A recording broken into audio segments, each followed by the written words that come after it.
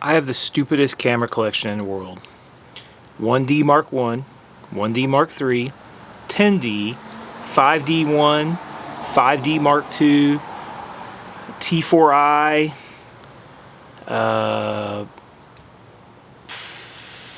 and Canon M50 that I'm shooting this on right now. I have 7 camera bodies. I have more camera bodies than lenses, and that's kind of dumb. I bought the 5D Mark II and I regret it. I wish I hadn't bought it. And it's a wonderful camera. It's an awesome camera. It's probably one of the best cameras I own. But I don't need it. Photo-wise, it's probably not that much better than the 5D Mark I photo-wise.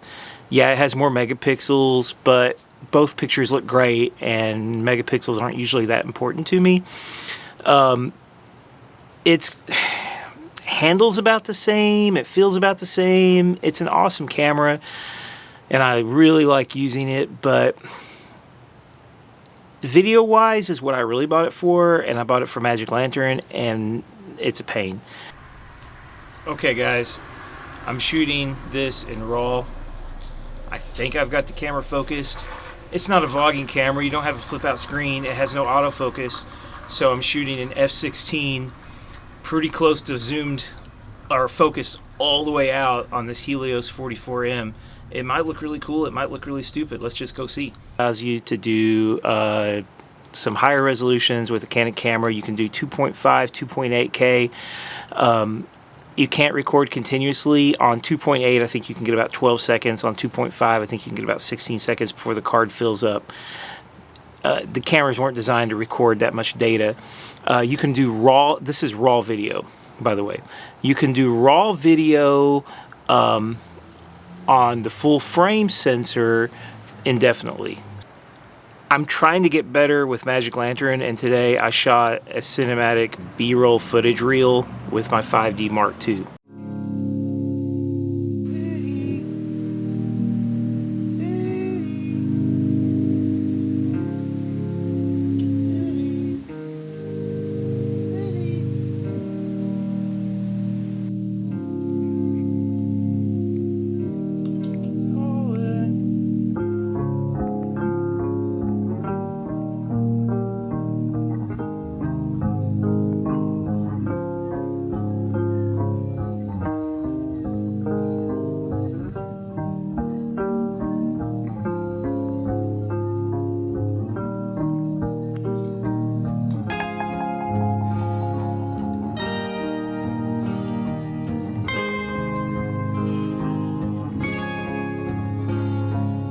And it looks really, really good, but it's hard to use.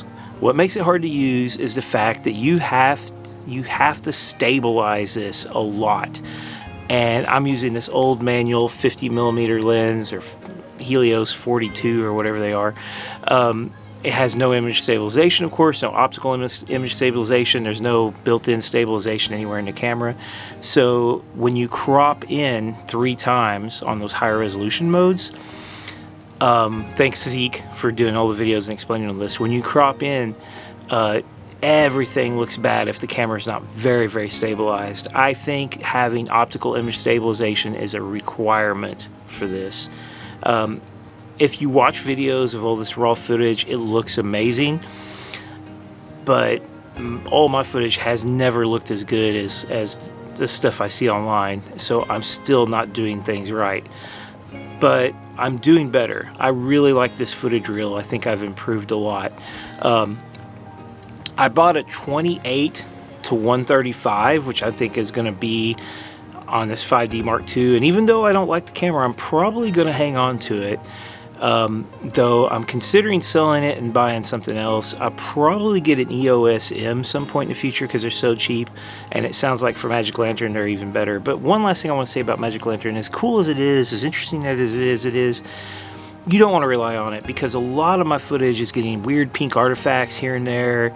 The camera's locked up a few times. It's just very tricky to use. It's not intuitive for me yet. I'm getting better. I'm understanding it. Like, for instance, I couldn't figure out for the longest time how to switch resolutions in crop mode. You know, it's like you don't put the resolution in, then go to crop mode. You go to crop mode, then go back and put the resolution in. It's simple, when you see somebody do it, but when you start trying to do it yourself, it gets confusing to me. So anyway, it's awesome that they have this available. It really makes these old cameras, it's like a fun thing and an interesting thing, but it's not something you would want to rely on.